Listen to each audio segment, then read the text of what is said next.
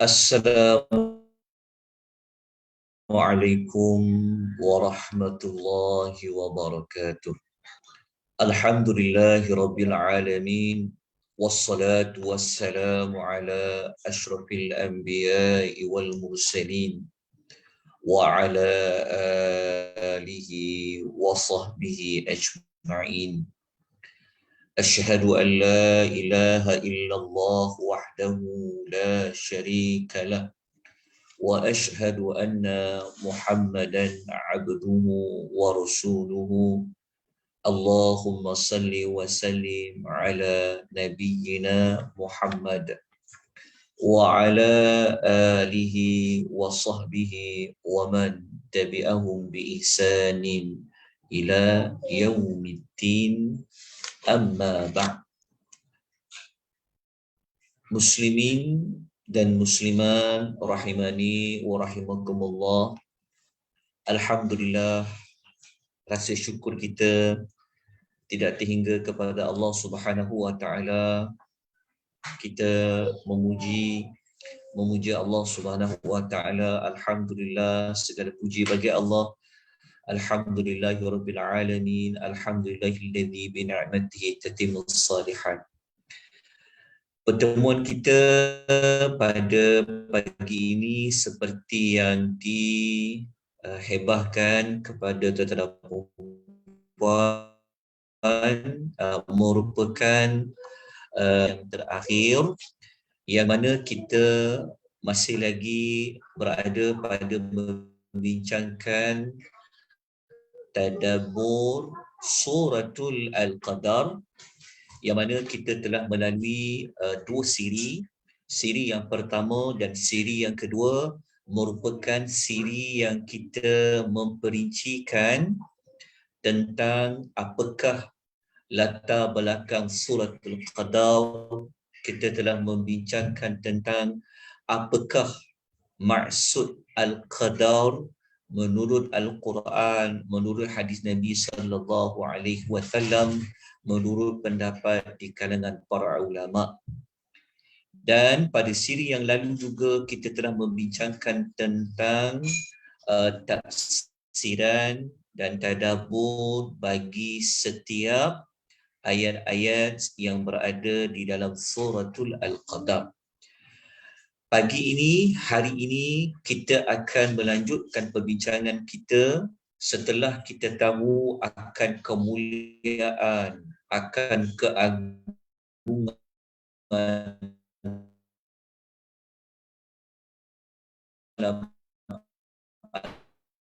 Al-Qadar, maka tindakan selepas kita hendaklah mencari, yang mana malam Al-Qadar itu hanyalah satu malam, ya, hanyalah satu malam daripada malam-malam yang ada di bulan Ramadan.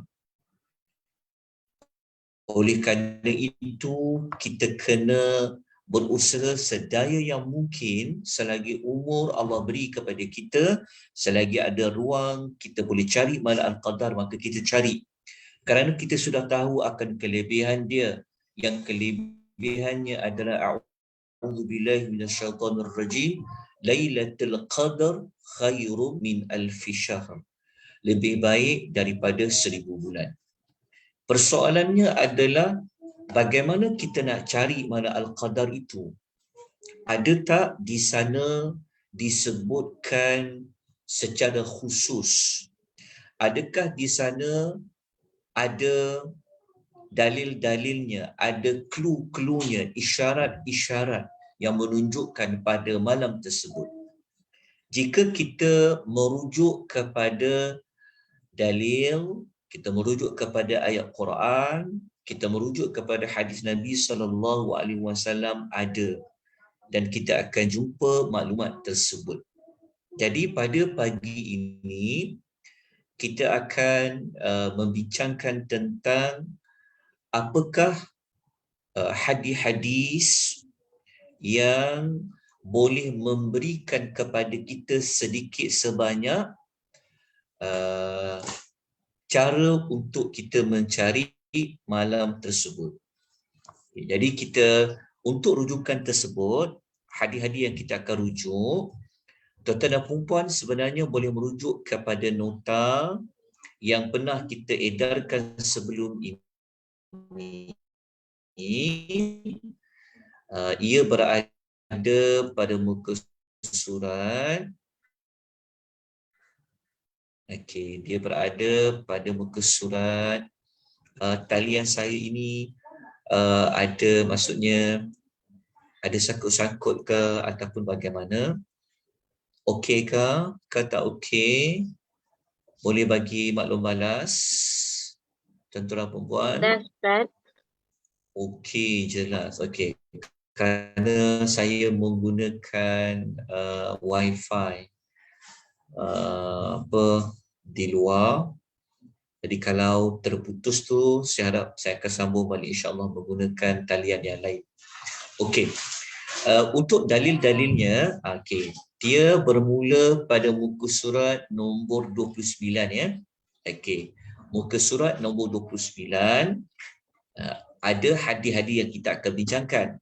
Okey, namun begitu saya akan memberi maklumat tambahan. Maknanya kita akan gunakan nota pada muka surat nombor 29 pada muka surat nombor sehinggalah muka surat nombor 31.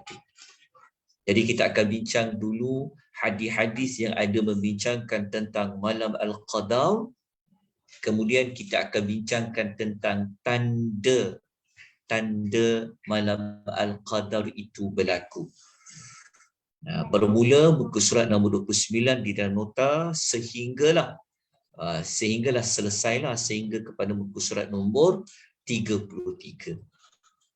Okay, itu nota rujukan yang berada pada maklumat yang telah kita bincang sebelum ini. Saya akan bentangkan maklumat itu dalam bentuk PowerPoint dan ada beberapa maklumat tambahan. InsyaAllah nanti saya akan sambung. Okey, saya akan terus tukar line sekejap. Ada kata line saya sangkut-sangkut. Sangkut-sangkut ke dalam perempuan ke beberapa orang saja yang dirasa line Ada sangkut sikit, Ustaz.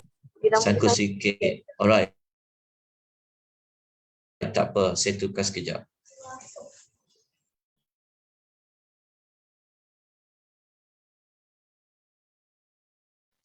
Tapi jelas tak?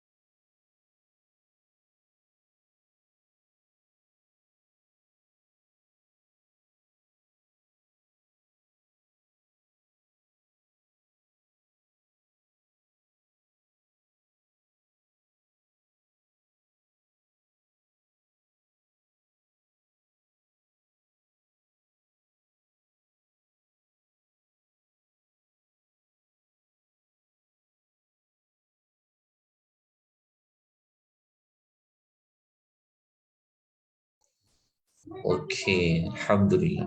Okey ya, kita sambung balik. Okey, boleh dengar suara saya tuan-tuan? Boleh dengar ya? Boleh. Okey. Okey, kita bincang dulu tentang tanda malam Al-Qadar. Okey, alhamdulillah. Okey, jika terputus juga nanti tolong tunggu sekejap, saya akan buat sambungan ya. Okey, jika terputus dengan lama, maka saya akan usaha tengok bagaimana ya. Okey, sekejap. Saya waktu sekejap. Saya silakan. Okey. Jadi kita mulakan. Okey. Berdasarkan hadis-hadis Nabi SAW, okey, tuan-tuan yang ada nota yang bentuk Word, nota yang muka surat nombor 19 tadi tu, yang saya nyatakan tadi, okey, tuan-tuan rujuk nota dalam bentuk Word tersebut kerana maklumat dia sama saja. Cuma ada beberapa maklumat tambahan yang tidak ada dalam nota yang berbentuk Word. Ini nota bentuk PowerPoint. Okey. Jadi kita rujuk perbincangan kita tentang malam Al-Qadar. Okey. Malam Al-Qadar ini, okey, sebenar-benarnya kita tengok dahulu dalam nota yang bentuk PDF ni. Okey, begini. Okey, pertama kita kena faham terlebih dahulu begini. Sekejap ya.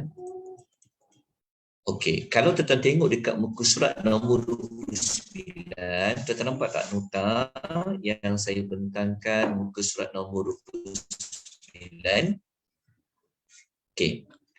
Kalau tuan-tuan tengok dekat nota kaki tu, yang nota kaki muka surat nota kaki nombor 12, okey, tuan-tuan akan tengok, saya besarkan sikit lagi dia punya tu bagi nampak lagi. Okey, dia panggil nota kaki. Sekejap ya. Okey, tengok nota kaki dekat sini. Saya kecilkan sikit. Okey, kejap. Okey, tuan-tuan nampak yang nota kaki di sini? Okey. Di dalam kitab Fathul Bari, okey, Syarah Sahih Al-Bukhari, okey, maksudnya dalam kitab Fathul Bari. Okey, kitab Fathul Bari ini adalah kitab yang menghuraikan hadis-hadis yang berada di dalam Sahih Al-Bukhari. Kita semua sedia maklum bahawa kitab hadis yang paling sahih adalah Sahih Al-Bukhari. Jadi, kitab Sahih Al-Bukhari ada kitab lain yang membuat ulasan, yang membuat perincian kepada hadis-hadis riwayat Al-Bukhari. Salah satu kitab tersebut adalah kitab namanya Fathul Bari. Okay. Kitab Fathul Bari ini ia dikarang oleh Al-Hafiz Ibnu Hajar Al-Asqalani. Dia panggil Al-Hafiz Ibnu Hajar Al-Asqalani rahimahullah. Kenapa ulama ini dia dapat gelaran Al-Hafiz? Al-Hafiz dia sebenarnya merujuk kepada gelaran ulama yang pakar, yang banyak menghafal hadis Nabi dan dia pakar dalam hadis Nabi. Orang kita saja yang gunakan gelaran Al-Hafiz kepada orang yang hafal Quran. Sebenarnya bukan kita kata tak tepat, tetapi dalam istilah gelaran-gelaran bagi ilmuwan, jadi kalau dia mahir dalam bidang hadis, dia pakar, dia hafal banyak hadis, ratusan ribu hadis, dia digelar Al-Hafiz. Kalau orang yang pakar dalam bidang Quran, dia pandai Al-Quran, dia orang yang mahir dari menyebut ayat Quran dan sebagainya, sepatutnya gelarannya adalah Al-Qari. Sepatutnya Al-Qari. Okey, tapi tak apa. Itu pemakaian gelar. Jadi Ibnu Hajar ni dalam kitab Fathul Bari, beliau telah menyebutkan ada 46 pendapat para ulama hadis, para ulama tentang bila malam Al-Qadar itu berlaku. Malam Al-Qadar itu bila dia berlaku, ada 46 pendapat di kalangan para ulama. Okey, cuma dalam pengisian kita ni, kita tidak akan membaca ke 46 pendapat tu. Kalau baca 46 pendapat tu panjang. Kita boleh sebut 46 pendapat tu ulama yang menukilkan ke 46 pendapat tersebut. Ada pendapat yang tidak didasari dengan mana-mana hadis. Ada pendapat yang ada rujukan hadisnya. Oleh itu dinamakan pendapat. Okey. Ke-46 pendapat ni insya-Allah kita akan bincangkan sedikit daripada 46 pendapat ini yang mempunyai sandarannya kepada hadis-hadis Nabi sallallahu alaihi wasallam. Okey. Kalau saya buat satu contoh ya. Okey. Kalau kita rujuk pendapat pertama dari 46 pendapat tersebut, pendapat pertama daripada 46 tersebut mengatakan Lailatul Qadar ni dah tak ada dah. Ini adalah pendapat pertama. Ini pendapat pertama. Dia pendapat. Daripada 46 pendapat tu, pendapat pertama kata Lailatul Qadar tu dah tak ada dah. Itu pendapat pertama. Tapi pendapat pertama ni sudah pasti ditolak oleh para ulama. Tapi ada pendapat tersebut. Sebab itu dalam agama kita tidak boleh guna sikit-sikit ada perbezaan pendapat. Perbezaan pendapat tidak boleh digunakan dalam semua keadaan. Tuan faham tak maksud dia? Maksudnya dalam agama ni memang akan ada berlaku perbezaan pendapat. Tetapi tidak semua perbezaan pendapat itu kita boleh gunakan. Kadang-kadang ada pendapat yang tertolak. Kalau kita guna istilah, itu kan perbezaan pendapat, kita boleh terimalah dalil tu. Kalau kita hanya guna dalil, ada pendapat digunakan sebagai rujukan, maka akan adalah pendapat yang seperti ini mengatakan malam Al-Qadar dah tak ada dah. Ini adalah pendapat pertama daripada ke-46 pendapat. Okey. Saya nukilkan pendapat yang kedua.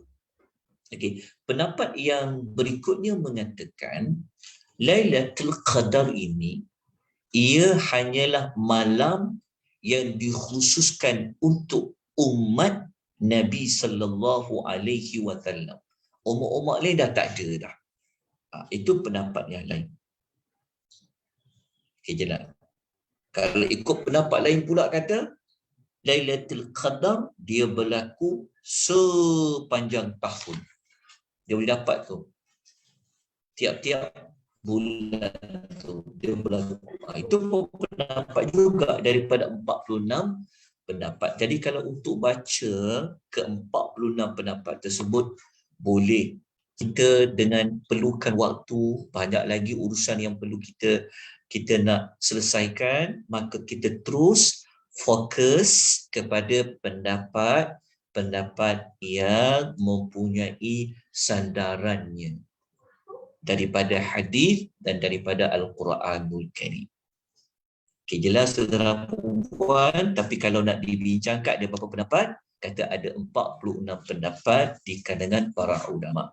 Oleh kerana itu, siapa yang teringin dia nak juga tahu ke-46 pendapat tersebut, maka bolehlah dapatkan kitab Fathul Bari. Sudah ada pun terjemahannya. Para ulama dah buat terjemahan dah ke dalam bahasa Indonesia ada. Okey, jadi saya teruskan kepada pendapat-pendapat yang mempunyai dalilnya. Okey, jadi saya akan gunakan PowerPoint untuk membentangkan pendapat-pendapat tersebut. Okey. Kita mulakan terlebih dahulu iaitu pendapat yang mengatakan bahawasanya malam al-qadar ini ia dikuatkan berlaku pada 10 malam terakhir. Kalau kita bentang pendapat, ada yang kata bukan 10 malam terakhir. Contoh, kalau saya rujuk dalam kitab Fathul Bari, pendapat yang ke-10, pendapat yang ke-10 dari 46 pendapat mengatakan Lailatul Qadar berlaku pada malam ke-17 Ramadan.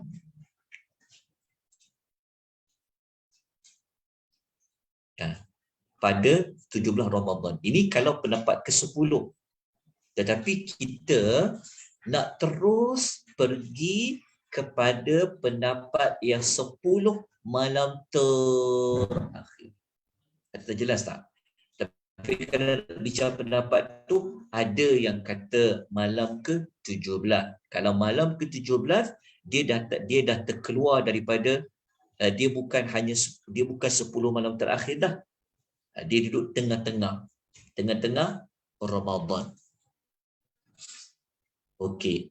Bahkan kalau kita tengok pendapat yang ke-11 mengatakan ia berada pada 10 malam pertengahan.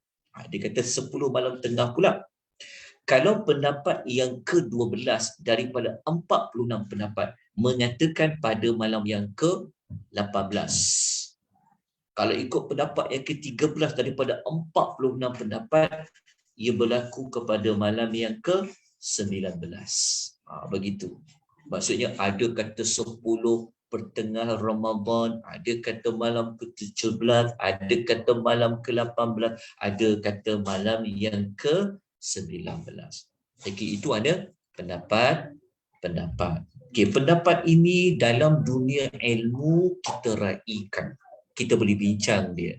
Tetapi kita yang ialah kita ni sebenarnya kita nak tahu maklumat yang hampir-hampir kepada yang ada dalil. Sebab itu saya terus pergi kepada perbincangan 10 malam terakhir. Jadi kita tak ambil pendapat kita tu, maksudnya dalam pengisian ini. Kalau tuan-tuan nak berpegang kepada pendapat yang 10 pertengahan ke 17 ke 18 19, silakan. Dia bukanlah kita kata mesti tidak. Tetapi untuk perbincangan ini saya mengambil pendekatan 10 malam yang terakhir. 10 malam yang terakhir di bulan Ramadan ini berdasarkan dalam pengisian ini saya akan bawakan terlebih dahulu riwayat hadis daripada Imam Bukhari, kemudian saya akan bawa riwayat Muslim. Rujukan kita yang kata 10 malam terakhir itu adalah berdasarkan riwayat Aisyah radhiyallahu anha. Sabda Nabi sallallahu alaihi wasallam, "Taharraw lailatul qadri fil witri min al-ashril awakhir min Ramadan." Nabi SAW bersabda, apa yang Nabi kata ini diriwayatkan oleh Aisyah. Jadi Aisyah menyampaikan kepada kita bahawasanya Nabi SAW pernah bersabda. Nabi kata taharrau. Nabi kata carilah. Apa yang Nabi suruh cari? Lailatul Qadri, malam Al-Qadar. Okey, bila? Nabi suruh cari tu bila? Fil witri, pada malam yang ganjil. Fil witri, pada malam yang ganjil. Bila malam yang ganjil tu? Minal ashril awakhir,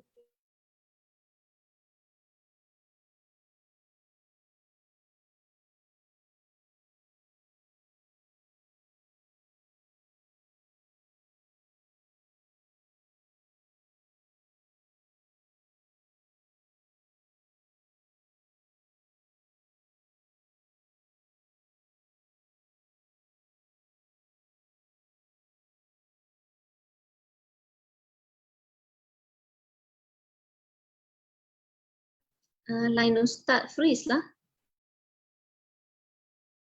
ganjil. Minal ashril, min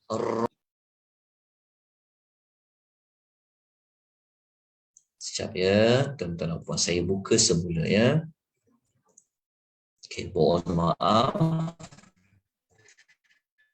sebab saya berada di audition sebenarnya tuan-puan ya. Jadi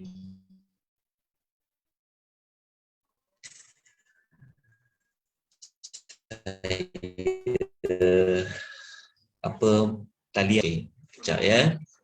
Okey, tetaplah banyak pada pagi ni. Nak cari kita pun susah nak dapat saya lah. Okey, tuan-tuan dan puan boleh jelas suara saya? Sekarang jelas tak? Oh, okey. Minta maaf tuan-puan ya. Minta maaf banyak-banyak. Okey. Jadi berdasarkan hadis ni jelas kepada kita semua, ada tak perkataan 10 dalam hadis tu? Ada. Dekat Ashri ni 10. Okey. 10 bila? Nabi tak kata 10 awal. Nabi tak kata 10 tengah. Tapi Nabi kata 10 apa? 10 akhir. Nampak tak perkataan akhir? Okey. Lepas tu kalau 10 akhir, kita tahu hari ada yang genap, ada yang ganjil. Jadi 10 tu sekejap Jadi dekat sini Nabi kata 10 apa? 10 akhir. Tapi 10 akhir tu kita tahu satu malam. Nama pun malam. Dia satu malam. Jadi bila hadis tu kata al-witir. Witir tu maksudnya ganjil.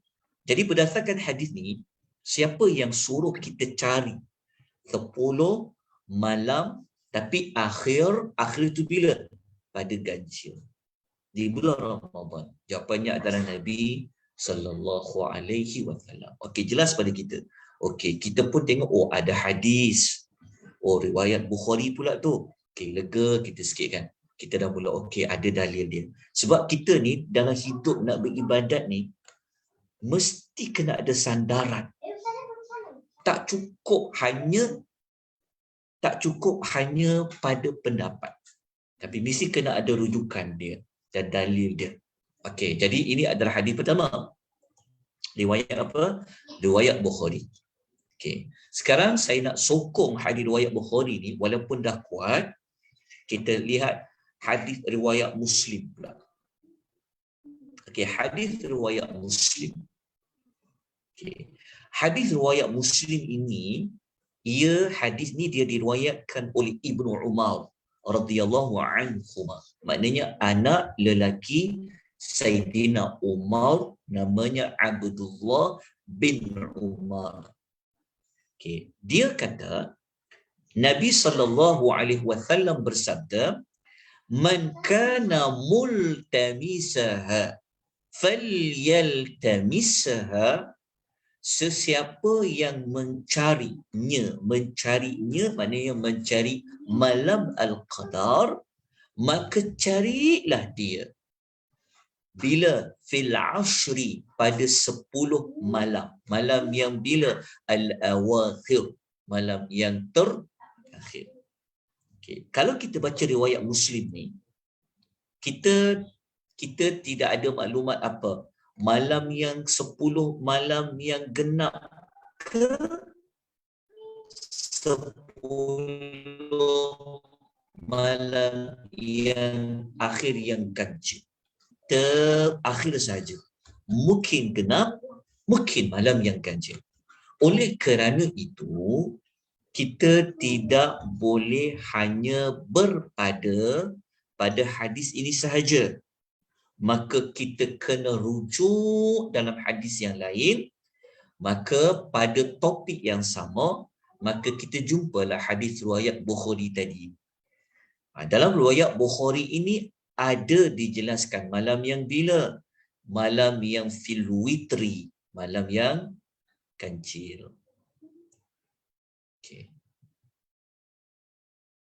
Jadi kita dah tahu dah. Cuma malam yang ganjil ni ada beberapa malam. Betul tak? Mungkin malam yang ke-21, 23, 25, 27, 29. Masih lagi kita tak jelas lagi, betul tak? Cuma kita tahu 10 malam terakhir yang kancil di bulan Ramadan. Okey.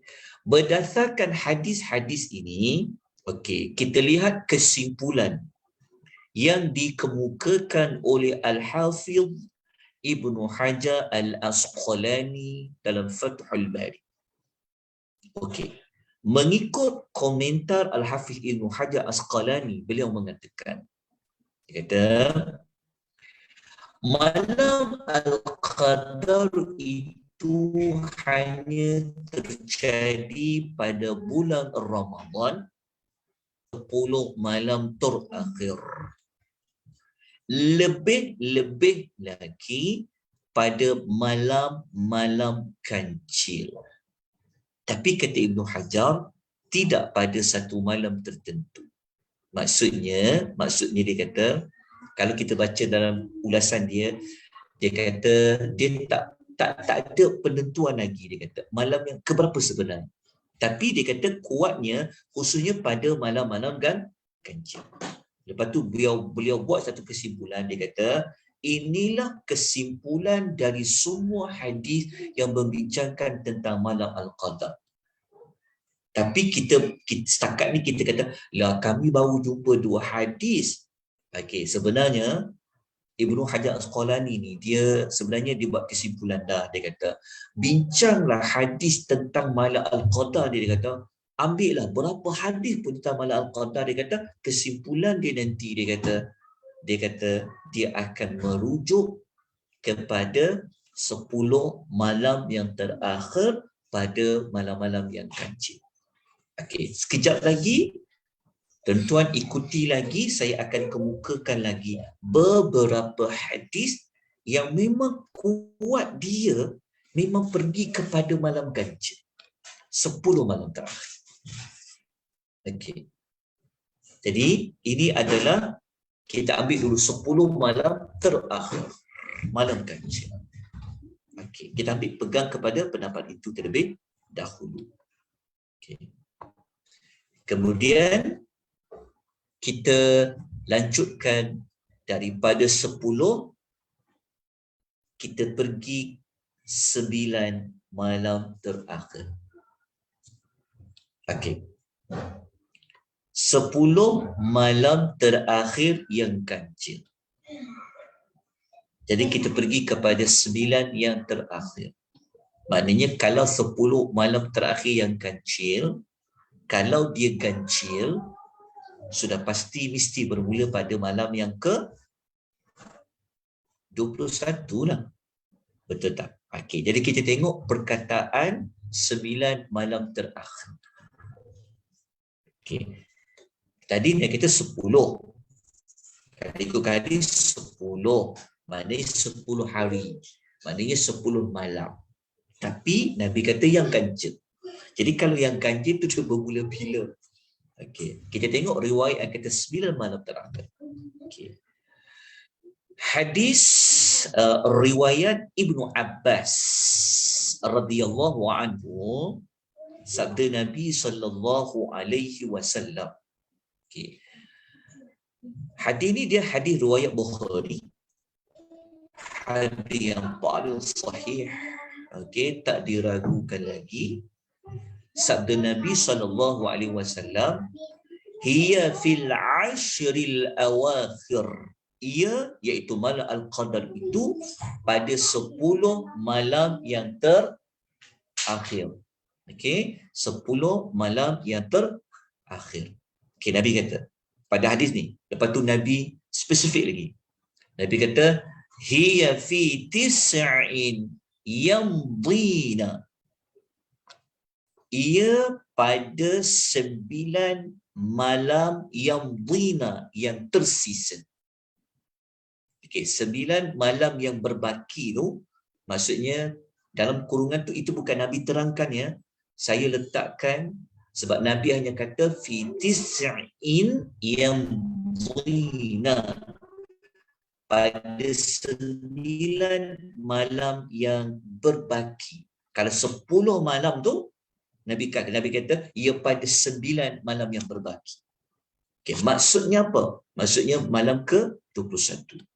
Au fi sab'in yabqina, atau pada 7 malam yang masih berbaki, iaitu maksudnya pada malam yang ke-23. Okey. Saya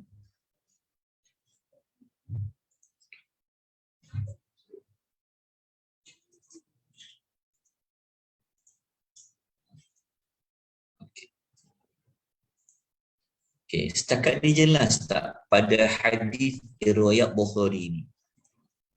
Kalau kita rujuk dalam hadis ni, dia masih lagi bincang 10 malam terakhir kan yang ganjil, tapi Nabi terangkan lagi.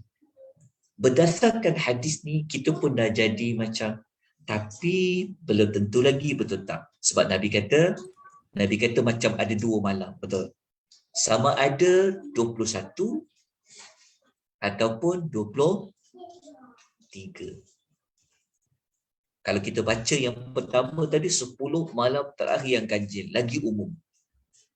Tapi kita tahulah 10 malam terakhir yang ganjil. Apabila kita baca hadis ni pula, Nabi kata kalau nak cari malam Al-Qadar tu, kata Nabi, dia pada 10 malam tak betul lebih terangkan. Pada malam 9 yang masih berbaki, ataupun pada malam ke-27 yang masih berbaki. Pada 7 berbaki, maknanya yang ke-23. Kalau 9 yang masih berbaki, iaitu ke-21. Okay. Saya nak fokus yang saya nak highlight warna kuning tu dulu, iaitu pada 9 hari yang berbaki. Okay.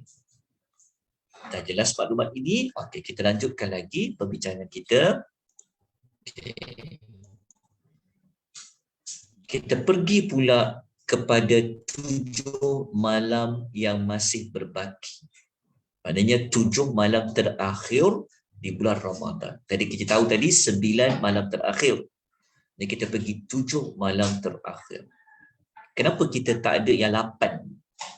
Sebab 8 tu kan dia genap kan. Tapi dia masih dalam 10. Dia masih dalam 10 hari. Cuma hadis dia memang sebut macam ni.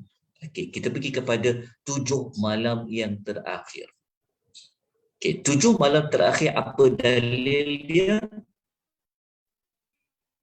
Dalil yang tadi jugalah yang kita gunakan dekat sini tadi. Okey, saya ambil balik hadis ni, saya letakkan ia pada 7 malam yang terakhir. Okey, kejap ya. Okey, talian saya ni dia unstable. Okey, tak apa, perlahan-lahan ya. Okey. Kita pergi kepada riwayat ini. Okey, tengok pada terjemahan hadis yang saya highlightkan dengan warna kuning. Okay. Nabi SAW mengatakan seperti yang kita katakan tadi. Nabi kata au fi sab'in yabqina, pada 7 malam yang masih riwayat 7 malam terakhir itu. Okay. Kalau tak 9, 7 yang masih berbaki. Okay. Contohlah malam ni contohnya ada orang alamak. Tinggal 7 hari lagi Ramadan ni. Terlepas ke malam Al-Qadar. Kan? Kalau yang didengar 10. Dia kata, 7 ni masih dalam 10 lagi. Tapi 7 tu ada riwayat. Ada. Mungkin dah tak ada dah. Mungkin berlaku kepada pada malam ke-21. Mungkin kan. Tapi harapan kita terus ke ibadat je lah. Okay, tapi 7. Okay, sekarang saya nak kuatkan. Saya tambah lagi hadis lain yang menyebut tentang 7 malam yang terakhir. Okay, kita ambil hadis riwayat Muslim. Di riwayat Muslim ni hadis yang merupakan hadis yang sahih selepas riwayat Bukhari. Semua orang tahu dalam bab hadis. Jadi kita tak perlu ragui lagi. Okey. Kata Ibnu Umar radhiyallahu anhuma, sabda Nabi SAW, Nabi kata, iltamisuha fil ashril awakhir. Okay, carilah pada 10 malam yang terakhir. Apa dia yang Nabi suruh cari tu? Ya'ni Lailatul Qadri. Ya'ni malam Al-Qadar. Okey. Nabi suruh kita cari. Jangan kita cari malam Qamdar. Kan? Tadi malam Al-Qadar. Okey. Lepas tu Nabi sambung lagi. Nabi kata, fa'in dha'ufa. Jika Nabi kata fa'in dha'ufa ahadukum. Nabi kata jika salah seorang daripada kamu letih, lemah, ya kan, ibadat dah ni contohnya ibadat daripada malam pertama sampailah nak masuk pada 10 malam terakhir tu dia dah jadi macam alah pendaklah, dia jadi letih kan. Nabi kata apa? Jika salah seorang daripada kamu lemah, ajaza, atau dia tak berupaya. Tak tahulah kenapa Nabi sebut lemah dan berupaya ni. Mungkin bagi kita letih dah tiap-tiap malam buat kuih raya. Letih dah malam ni contoh. Nabi seperti tahu je kita. Kan? Lepas tu Nabi kata kalau kamu lemah, kamu tak berupaya, kata Nabi, fala yughlabanna ala sab'i bawaqi. Nabi kata jangan sampai kamu macam berputus asa, jangan kamu tertewas pada 7 yang masih berbaki. Maknanya kata Nabi, kalau kamu dah tak larat saya kata kamu jangan lepaskan peluang 7 hari yang masih berbaki. Faham tak maksudnya?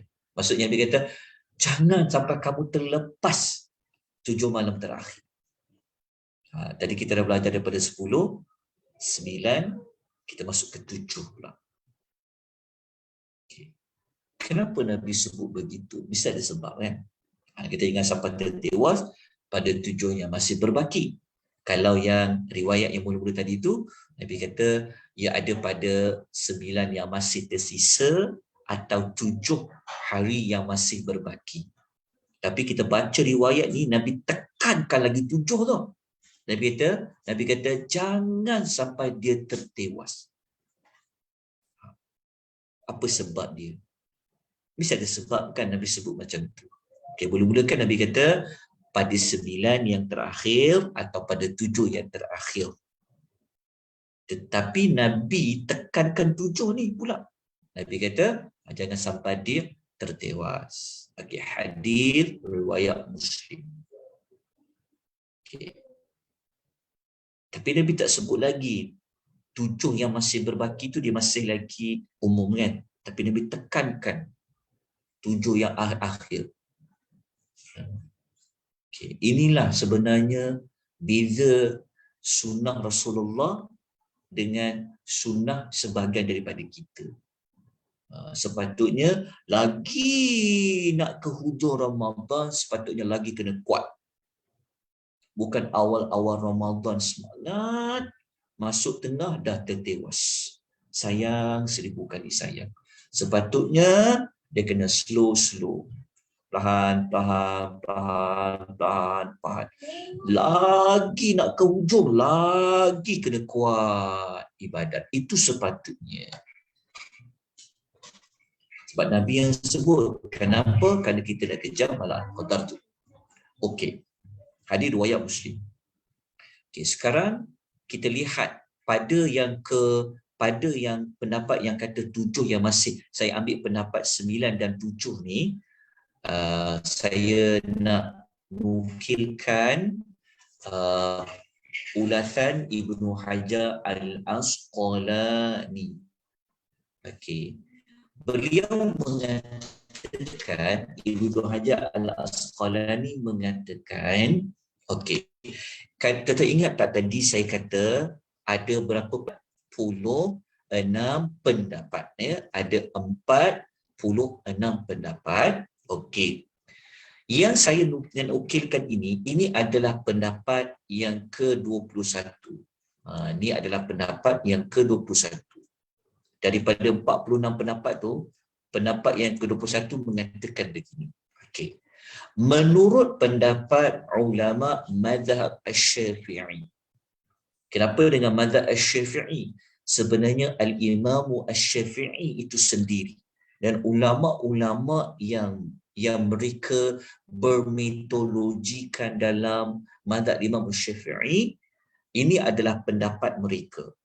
Mereka mengatakan di antara malam-malam kancil yang paling berpeluang terjadinya Lailatul Qadar ialah malam ke-21 atau malam yang ke-23. Okey, kenapa malam yang ke-21? Kerana Nabi sebut dalam hadis yang Nabi kata ia pada 9 hari yang masih berbaki. Atau yang ke-23 tu sebab apa? Sebab Nabi pesan tadi tu, jangan dia tertewas pada 7 hari yang masih berbaki, ataupun hadis tadi pada 7 malam yang masih berbaki. Okey, maknanya ada sandaran tak? Ada sandaran dari hadis Nabi. Tapi adakah ini sebagai kesimpulan dia? Belum lagi. Tapi saya nukilkan pendapat di kalangan mazhab Syafi'i yang mengatakan, maksudnya ulama-ulama dalam mazhab Syafi'i termasuk Al-Imam Syafi'i, dia berpegang kepada malam yang ke-21 ataupun malam yang ke-23. Okey, kalau malam ke-21 dia berada dalam 10 malam terakhir, termasuk malam yang ke-23 pun termasuk dalam malam 10 malam yang terakhir malam kancil. Okey, kita teruskan lagi. Okey, pelan-pelan kita belajar. Sekarang kita nak pergi kepada pendapat yang kata malam terakhir. Kalau kita pegang kepada ada yang malam terakhir, dia tertolak dah pendapat ni. Betul tak? Sebab dia pergi malam yang malam 5 malam yang terakhir. Okey. 5 malam terakhir ni ada ke kata seperti itu? Okey. Ada hadis dia. Okey, saya kemukakan hadis riwayat Al-Bukhari. Okey, perhatikan baik-baik. Okey, tuan jelas tak? Dengar tak suara saya dengan jelas? Dengar Ustaz. Okey, line okey. Okey, line okey, suara jelas. Okey, perlahan Kerana saya berada di tepi pantai ni, masya-Allah. Okey. Perlahan nak cari malam qadar ni, nak cari ketenangan di laut, mencari idea. Okey, tak adalah puasa kurau je. Okey.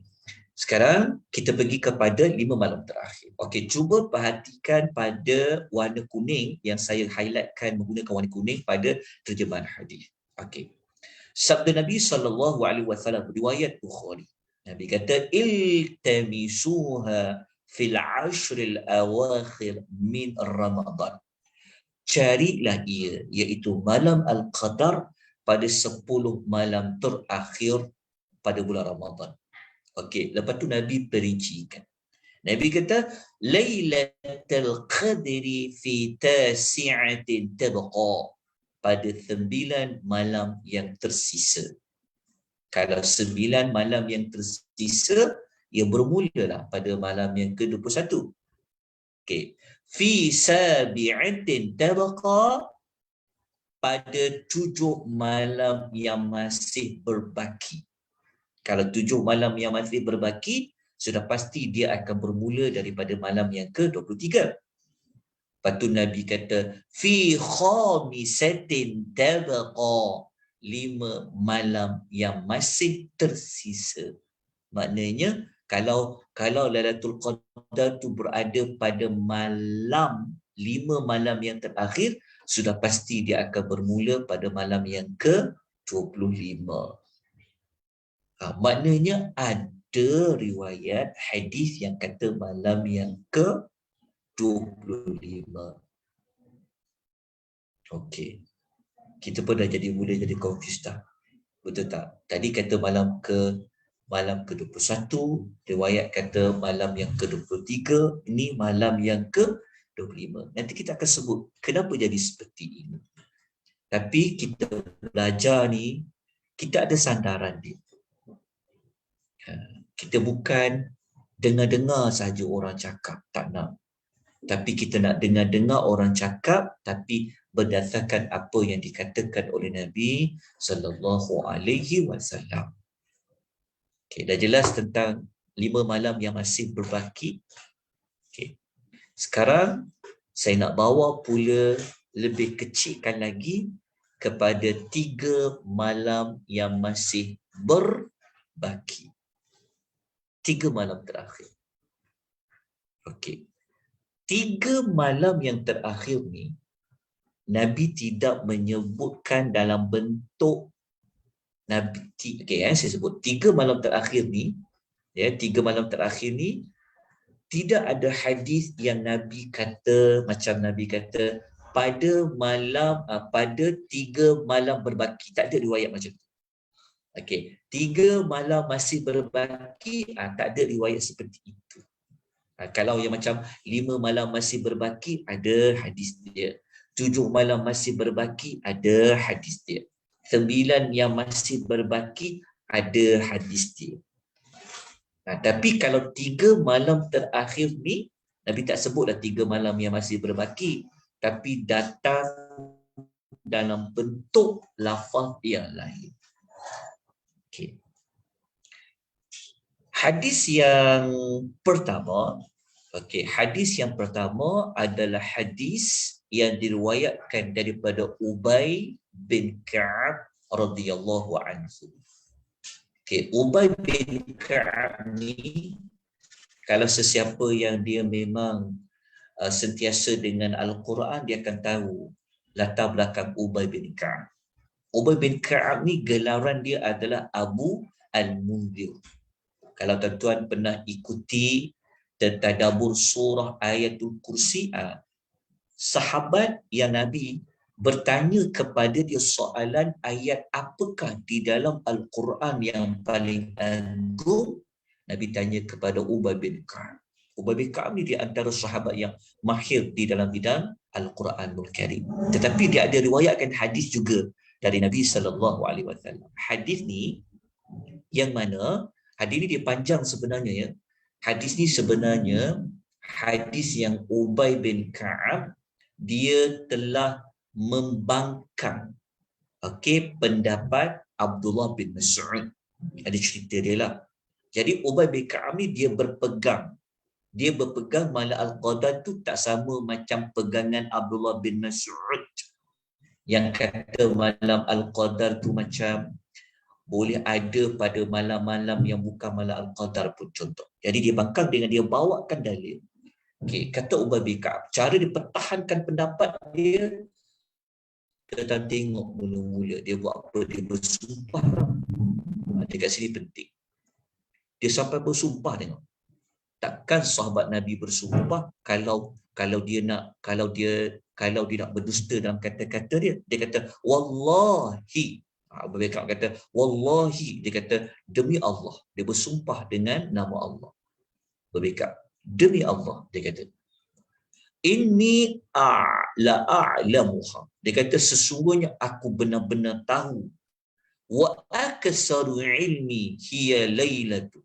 Dan akulah yang paling banyak tahu mengenai malam itu.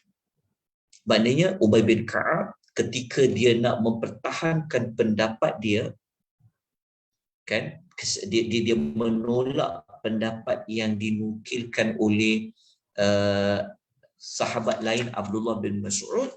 Ubay bin Ka'ab dia kata apa? Sumpah, dia kata. Dia kata demi Allah, dia kata, sesungguhnya aku tahu malam Al-Qadar tu, dia kata. Malam Al-Qadar tu adalah malam yang Ubay bin Ka'ab kata apa? Merupakan malam allati amarna Rasulullah sallallahu alaihi wasallam. Malam yang diperintahkan oleh Rasulullah sallallahu alaihi wasallam biqiyamiha, untuk menghidupkan malam tu. Kata Ubay bin Ka'ab, demi Allah, aku tahu tentang malam tu, dia kata. Malam itulah merupakan malam yang diperintahkan kepada kami oleh Rasulullah sallallahu alaihi wasallam untuk kami hidupkan malam tu. Kemudian Ubay bin Ka'ab kata, hiya lailatu sab'in wa ishrina, iaitu malam ke-27. Kalau malam yang ke-27, sudah pasti ia 3 malam Ramadan yang masih lagi berbaki. Terang-terang ucapan Ubay bin Ka'ab. Dia bersumpah dengan nama Allah. Dia kata malam tu, malam yang aku tahu dan Nabi perintahkan kami untuk hidupkan malam tu, iaitu malam yang ke-27. Hadis riwayat Muslim. Okay. Kita baca dulu, kita tengok riwayat-riwayat. Okey. Jadi malam yang ke-27. Dia macam ni, kita kena faham ya. Ramadan kan tiap-tiap tahun. Kemungkinan sahabat Ubay bin Ka'ab ni, dia jumpa pada tahun itu yang Nabi suruh pada malam 27, tapi dia bersumpah dengan nama Allah. Okey, kita baca lagi. Okay, hadis ni ada sahih. Okey, kita ambil hadis lain, tapi hadis ni bukan hadis yang bukan riwayat Bukhari, bukan riwayat Muslim, tapi riwayat At-Tabrani.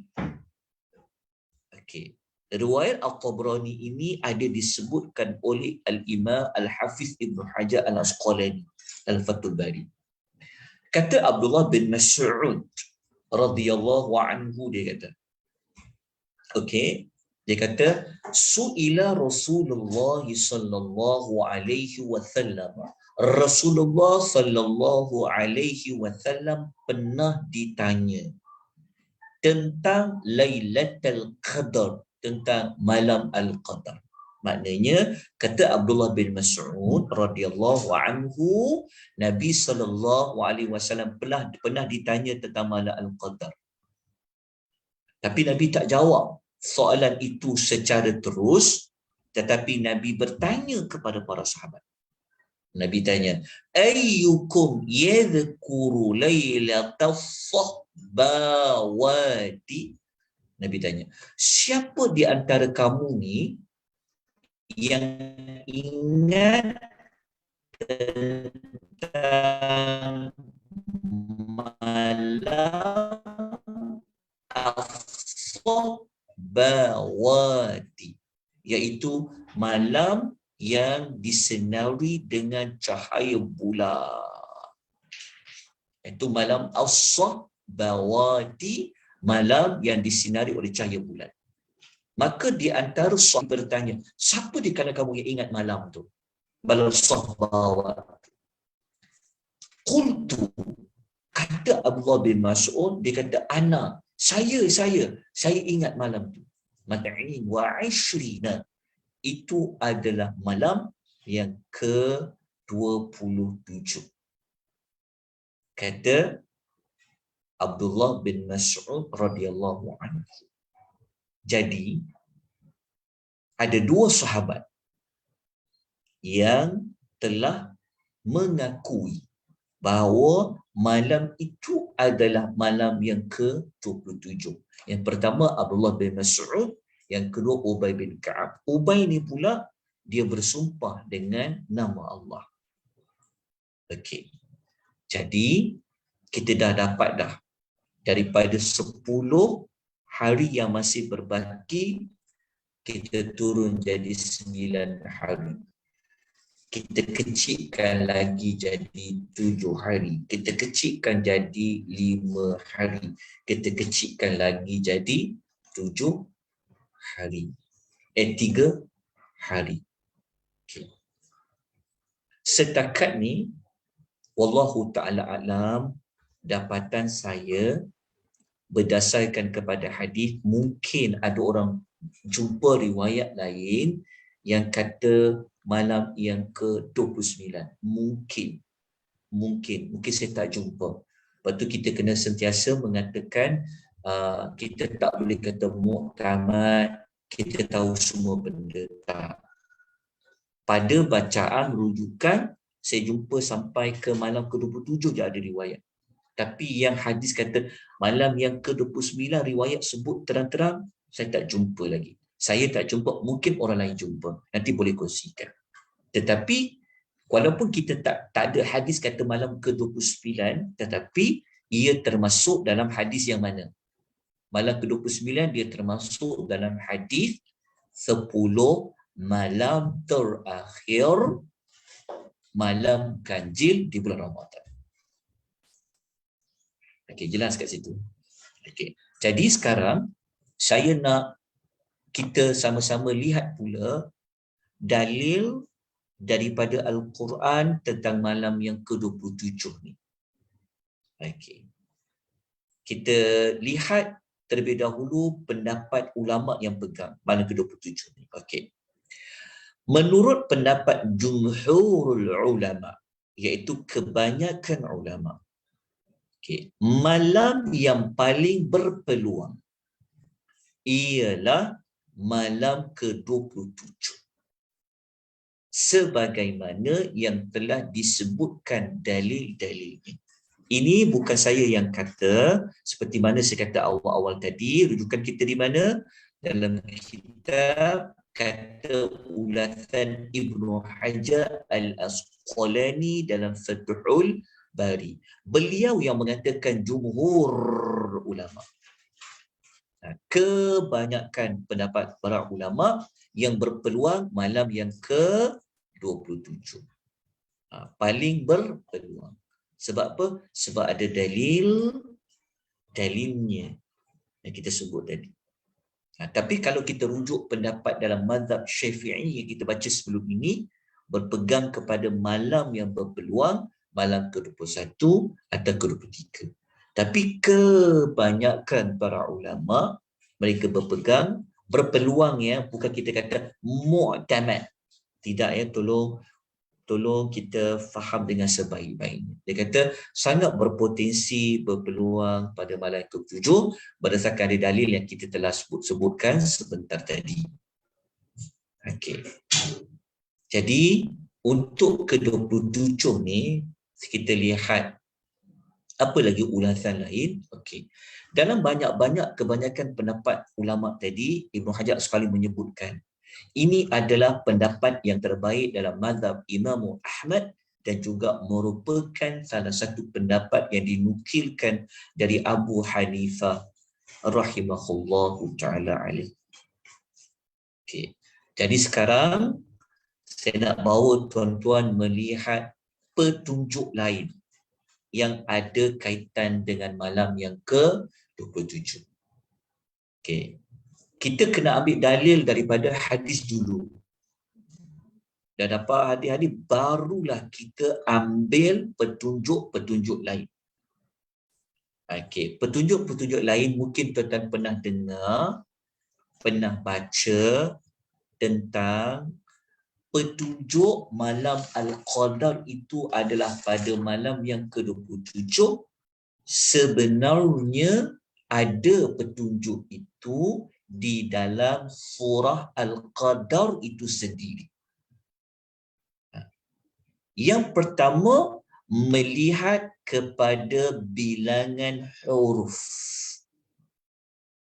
Bilangan huruf yang ada pada perkataan Lailatul Qadar. Okey, nampak tak slide saya paparkan ni, Lailatul Qadar. Okey. Nampak Ustaz. Okey. Pendapat petunjuk bila berlaku malam Al-Qadar ini, dirujuk petunjuk itu dalam suratul Qadar. Okey, tetapi petunjuk seperti ini, ingat yang saya tekankan. Petunjuk seperti ini kita jadikan dia petunjuk yang akhir sekali. Tapi kita dahulukan apa tadi? Dalil dari hadis Nabi sallallahu alaihi wasallam. Okey.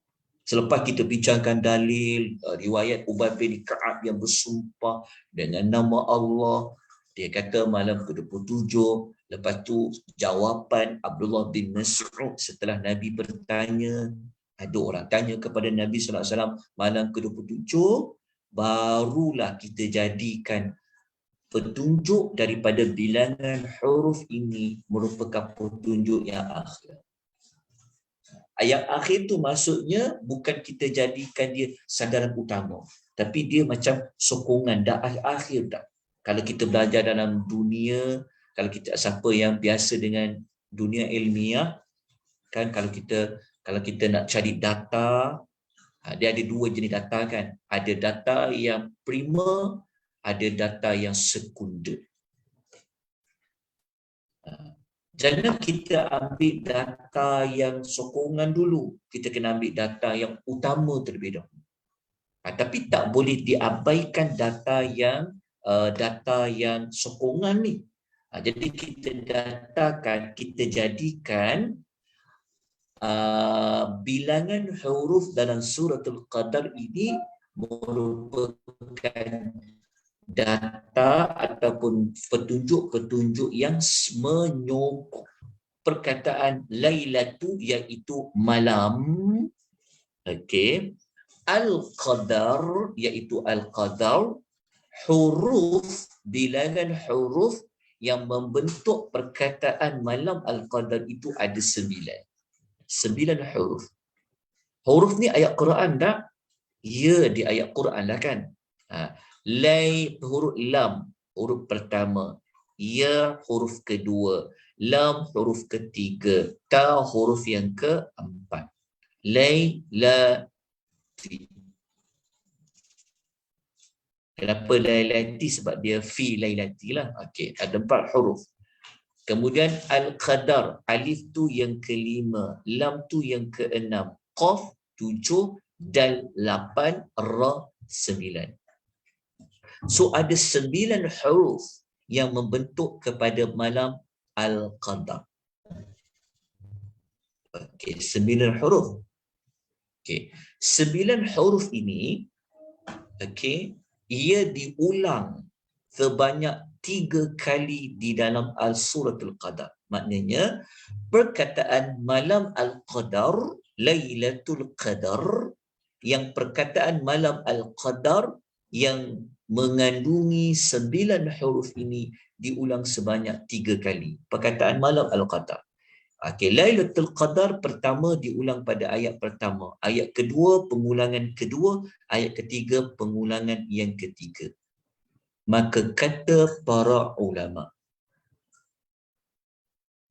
9 huruf yang membentuk kalimah malam Al-Qadar diulang 3 kali bersamaan 27. 9 huruf yang membentuk perkataan malam Al-Qadar dikali dengan 3 pengulangan penyebutan malam Al-Qadar, maka ia akan menjadi kiraan 27. Jadi 27 ni apa? 27 ni dikaitkan dengan malam Al-Qadar. Okey, ingat sekali lagi saya tekankan, pendapat seperti ini ya, petunjuk seperti ini ia dinukilkan daripada Ibnu Abbas radhiyallahu anhu. Kiraan seperti ini ia dibuat oleh Ibnu Abbas radhiyallahu bukan maafkan saya, bukan. Sekejap ya. Okey, lafaz 9 huruf ini ia dibuat oleh para ulama dalam mazhab Hanafi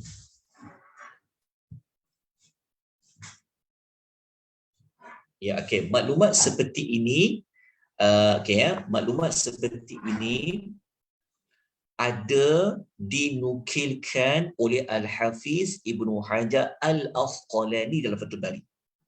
Kena dapatkan maklumat itu dulu. Kat mana ada sumber dia? Ingat, dalam dunia ilmiah, kalau kita bincang, kita kena ada dia punya rujukan dulu. Kat mana ambil dia tu? Sumber dia kat mana? Sumber dia adalah daripada nukilan Al-Hafiz Ibnu Hajar Al-Asqalani dalam Fathul Bari. Tapi kena tambah lagi, bukan Ibnu Hajar yang kata, ya, bukan Ibnu Hajar yang mengatakan formulanya seperti ini, bukan. Tetapi beliau rahimahullah menukilkan ada ulama yang mengambil pendekatan seperti ini. 9 huruf dikali dengan 3 kali ulang menjadi 27. Jelas ya? Supaya kita tahu rujukan dia. Benar ke tak benar ke? Yang pertama kita kena tahu rujuk kat mana. Di mana ada nukilan seperti itu? Ada, kita sebut tadi. Petunjuk yang kedua, inilah sebenarnya dalam kitab Fathul Bari adalah kesimpulan yang dibuat oleh Abdullah bin Abbas radhiyallahu anhu. Dia adalah kesimpulan yang dibuat oleh Abdullah bin Abbas radhiyallahu anhu, yang mana kesimpulan yang dibuat oleh Ibnu Abbas ini, dia melihat kepada bilangan patah perkataan yang berada dalam surah Al-Qadar. Kita tengok pada gambar rajah ni. Kalau kita kira patah perkataan, iaitu kalimah yang ada dalam surah Al-Qadar, kataan. Perkiraan seperti ini, ingat saya sebut tadi, dia adalah nukilan daripada kesimpulan yang dibuat oleh Ibnu Abbas radhiyallahu anhu, yang riwayat Ibnu Abbas ini ada disebutkan dalam kitab Fathul Bari karangan Al-Hafiz Ibnu Hajar Al-Asqalani. Saya sebut tentang kaedah itu. Jika kita lihat dalam patah perkataan Suratul Qadar, sebab ini ayat Quran, adakah dia hanya kebetulan? Allah yang sebut ada berapa ayat, Allah yang sebut ada berapa kalimah, Allah yang mendahulukan ayat pertama bunyinya apa, ayat 2 apa, dan 3. Jadi kata pengkaji mengatakan bahawa kalau kita tengok patah perkataan, inna patah perkataan pertama, anzalnahu jadi nombor 2, fi ketiga, lailati keempat, al-qadar kelima. Yang keenam apa? Nombor 6, kiralah wama ni jadi 6, adra jadi 7, ma 8, lailatu jadi 9. Kita ambil lah, ni jadi 10. Kiralah ni 11, 12, 13 sampailah tuan-tuan jumpa dekat salamun ni yang ke-26. Betul tak? 14, 15, 16, 17, 18, 19, 20, 21, 22, 23, 24, 25. So Amrin ni patah perkataan yang ke-25. Okey, perkataan Amrin. Patah perkataan yang ke-26 apa? Salamun. 27 apa? Hiya. 28 hatta. Matla'i ni ke-29. Al-Fajr 30. 30 hari. Patah perkataan dalam surah Al-Fajr ada 30 patah perkataan. 5 ayat tapi ada 30. Macam ni dia buat, dia pecah-pecahkan lah. Okey. Jadi perkataan yang ke-27 tu merujuk kepada apa? Salamun hiya, salamun hiya. Hiya ni apa? Hiya tu adalah malam Al-Qadar lah. Jadi ayat 20, ayat salamun, sejahteralah hiya malam itu, hatta sehingga matla'i terbitnya al-fajr. Jadi malam Al-Qadar itu disebutkan pada hujung ayat ni yang keberapa? Yang ke-27. Okey. Kesimpulan seperti ini dinukilkan oleh Ibnu Abbas radhiyallahu anhu. Okey. Cuma adakah petunjuk seperti ini boleh dijadikan sebagai dalil? Saya dah sebut tadi. Okey, dengar baik-baik. Okey, supaya orang yang tak mengikuti pengesahan ini dia faham, sebab zaman sekarang ni takut nanti orang ambil kongsi kepada dalil yang utama tak dikongsikan, tapi dia ambil dalil yang sokongan. Jangan macam tu. Jadi kita telah terangkan yang mengatakan malam Al-Qadar itu pada malam yang ke-27, petunjuk pertama adalah hadis Nabi sallallahu alaihi wasallam. Itu dulu. Itu yang kena diceritakan, kena dikuatkan. Kalau kita berdebat kalau kita berhujah, kita berdialog, sampai maklumat kena bagi sumber yang utama dulu. Jangan bawa pendapat-pendapat ulama dulu. Pendapat-pendapat ulama ni kita jadikan dia sebagai penerang kepada hadis. Tapi kita bawa hadis dulu. Kita bawa hadis tadi, itu menjadi rujukan utama kita. Selepas itu, barulah kita kata. Menariknya, kita kata, di dalam suratul Qadar itu seperti ada petunjuk yang menunjukkan malam Al-Qadar itu malam yang ke-27. Patut orang akan bertanya, petunjuk tu macam mana? Apa clue dia? Petunjuk itu, isyarat dia bagaimana? Okey, para ulama seperti yang dinukilkan oleh Al-Hafidh Ibn Hajar Asqalani, dia sebut yang bilangan Al-Qadar itu, huruf yang membentuk perkataan malam Al-Qadar itu ada 9, termasuklah perkataan yang ke-27 ini adalah Lailatul, merujuk kepada Lailatul Qadar. Adakah ia kebetulan? Wallahu ta'ala alam. Yang pasti ia adalah ayat Quran. Allah yang sebut Lailatul Qadar itu diulang sebanyak 3 kali. Allah lah yang menggunakan Lailatul Qadar itu ada 9 huruf. Allah lah yang menyusun pada kalimah-kalimah ini yang ke-27 itu perkataan malam Al-Qadar. Wallahu ta'ala alam.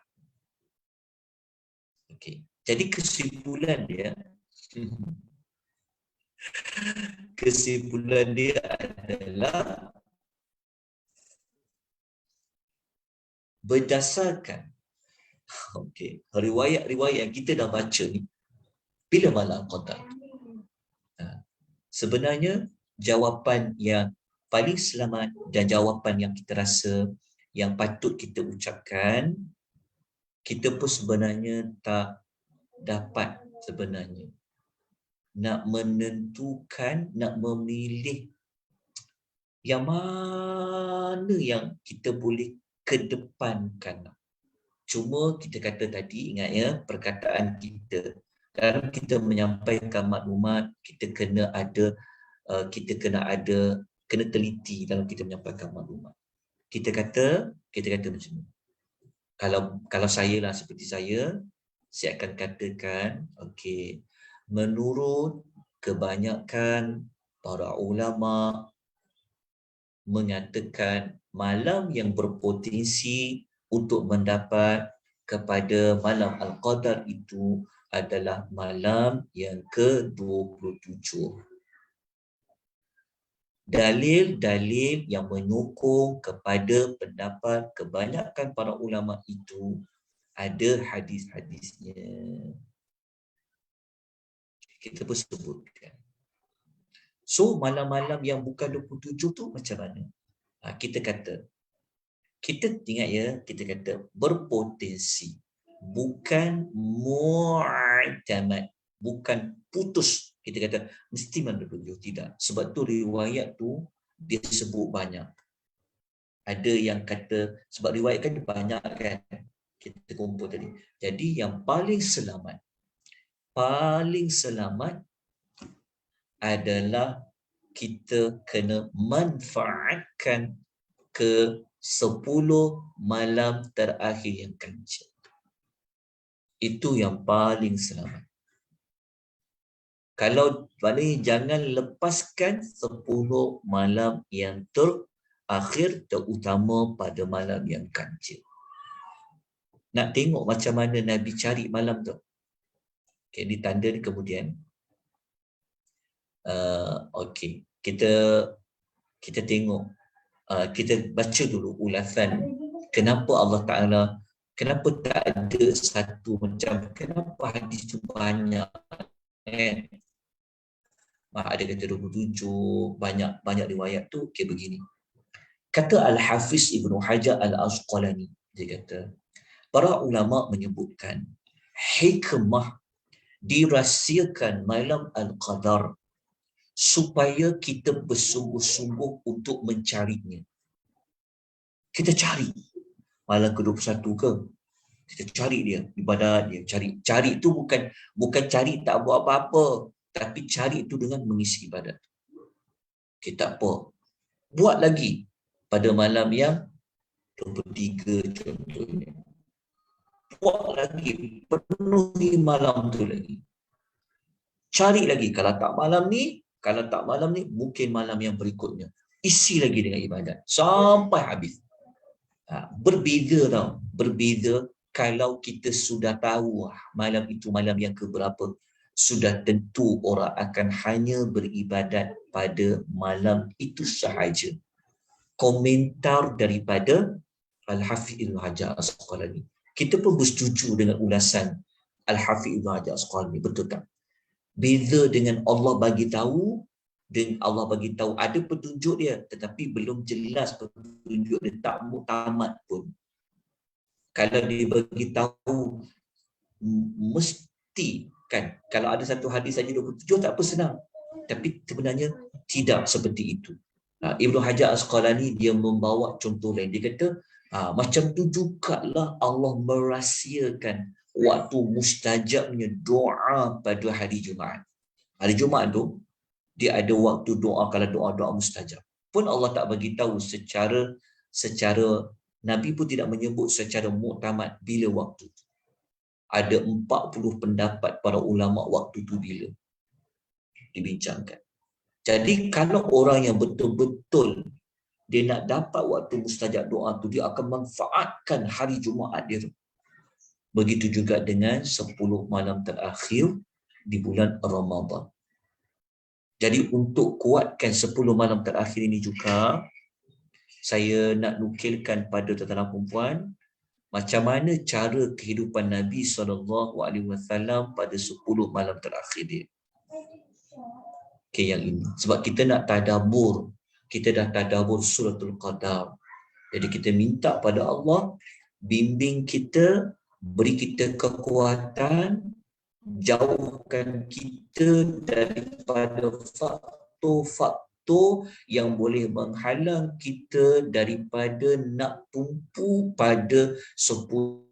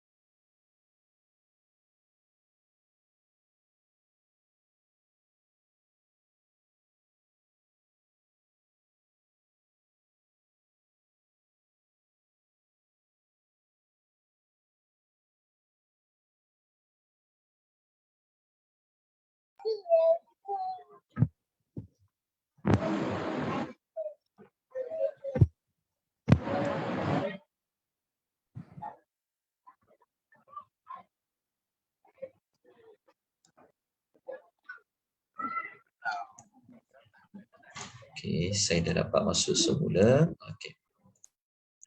Saya teruskan lagi sikit boleh ke tuan-tuan perempuan? Boleh Ustaz. Boleh. Okey, minta maaf ya sebab saya guna hotspot. Jadi dah habis dia punya data tu, dia minta tambah lagi. Okey, tak apa. Alhamdulillah. Okey. Saya teruskan lagi ya. Okey. Kalau kita rujuk apa yang Nabi SAW buat, Aisyah kata Nabi ni kalau masuk bulan Ramadan, dia punya kesungguhan dia, kehebatan dia ibadat tu tak sama macam bulan-bulan bukan bulan Ramadan. Okey, satu yang kita kena pegang kat situ kenyataan pertama. Jadi tanyalah diri kita kan, macam mana kita ibadat di bulan Ramadan. Okey. Sunnah ni kita dapati nampak banyak umat Nabi Muhammad ni dia ikut sunnah tu. Okey, lepas tu kata Aisyah lagi, dia kata pada 10 malam terakhir bulan Ramadan, baginda bersungguh-sungguh tidak sama seperti bukan malam 10 yang terakhir. Yang dekat bahagian kedua ni je yang umat Nabi SAW, kalau di Malaysia, tempat lain kita tak tahulah, mungkin kita pernah ada pengalaman tempat yang lain, tapi tempat kita di Malaysia ni kita dapati kita terbalik. Kita 10 yang awal kita bersungguh-sungguh tidak seperti 10 yang akhir. Berbeza dengan Nabi SAW. 10 malam terakhir Ramadan, Nabi bersungguh-sungguh lebih daripada 20 malam yang sebelum. Dekat yang bahagian kedua ni lah kita kena buat perubahan supaya kita kena lebih sungguh-sungguh ibadat 10 yang akhir. Tapi dekat Malaysia kita ni banyak betul ujian dia. Betul tak? Setuju kan? Banyak betul penghalang-penghalang kita untuk tumpu 10 malam terakhir. Mungkin tuan-tuan kena sampaikan, pasti ada jalan. Macam mana kita nak bagi rakyat ni 10 malam terakhir ni dia boleh fokus untuk i'tikaf. Dia boleh fokus untuk ibadat 10 malam akhir itu. Tapi 10 malam akhir ni lah kadang-kadang kita berada di atas perjalanan, betul tak? Macam-macam dugaan. Saya kata ni saya tujukan dekat diri saya, lepas tu saya kata macam mana kita nak hidup, kita nak jadi orang yang 10 malam akhir ni lebih hebat ibadat kita pada awal-awal Ramadan. Seperti mana Nabi SAW. Okey. Jadi mungkin kita kena ambil cuti ke? Kalau kita ikutkan, kalau sepatutnya kita kena cuti lama Ramadan, bukan cuti Syawal. Tapi orang kita ni cuti Syawal yang diambil panjang daripada cuti Ramadan sebab dia nak raya lama. Tapi tak apalah, benda itu tak salah lah. Sebab kita punya budaya kita bukan budaya yang Wallahu a'lam lah. Kita pun tak ada cakap siapa-siapa. Kita mengaku untuk diri kita sendiri, peribadi saya. Jadi kita yang belajar ni, kita cubalah ya, cuba tahun ni kita lebihkan lagi, kuat lagi ibadat pada 10 yang akhir tu. Sebab kita nak kejar malam Al-Qadar tu. Kenapa saya kata kena fokus 10 malam akhir? 10 malam akhir ni sepatutnya kita jangan tidur sepatutnya. Kenapa? Siang tu patutnya kita tidur. Tapi kalau orang berkerjaya susahlah. Pasal betul tak? Sebab siang tu dia bekerja. Tapi malam tu boleh, malam tu akan jadi penat lah. Kan kalau dia berjaga malam. Jadi siapa-siapa yang memang dah tak bekerja, Allah bagi rezeki dia, boleh pencen awal, memang dia suri rumah sepenuh masa. Kan, manfaatkanlah 10 malam akhir. Macam mana nak buat? Macam mana nak bagi malam tu boleh berjaga dengan lebih lama? Sebab apa? Sebab lagi kita akan bincang malam Al-Qadar tu kiraan dia macam mana. Kita akan tunjuk dengan hadis Nabi sekejap lagi apa Nabi buat 10 malam akhir itu. Jadi kita lihat pada hadis yang kedua. Macam mana Nabi buat kesungguhan Nabi pada 10 malam terakhir. Kata Aisyah radhiyallahu anha, apabila Nabi SAW telah memasuki 10 hari terakhir di bulan Ramadan, baginda akan menghidupkan malamnya, membangunkan keluarganya, giyat beribadat dan mengikat kainnya. Ada 4 perkara Nabi buat, kata Aisyah. 10 malam akhir.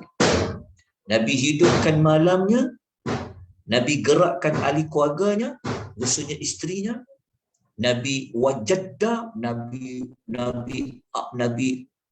upkan lagi dia punya amalan dia, dan Nabi ikat kain dia.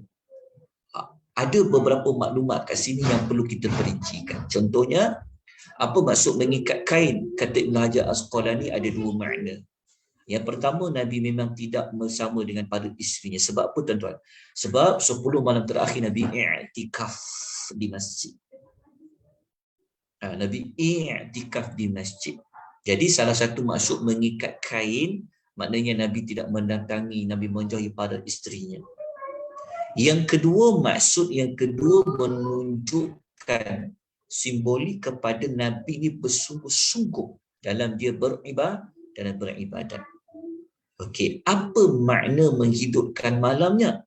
Maksudnya, kata Al-Hafidh Ibn Hajar, baginda sallallahu alaihi wasallam tidak tidur dan mengisi malam tersebut dengan melakukan ketaatan. Ini penting. Sebab malam Al-Qadar ni dia bukan siang, dia malam. Tapi kalau malam kita banyak tidur berbanding dengan siangnya tidur, sepatutnya siang tu kita kena banyakkan tidur pada 10 malam akhir. Faham tak?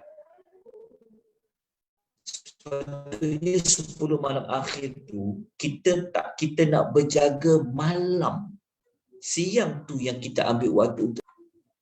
Dia bukan siang, tapi tak, itulah kita kata siang tu kita banyak berjaga, malam tu kita kurang berjaga. Terbalik, sepatutnya 10 hujung kita kena buat apa?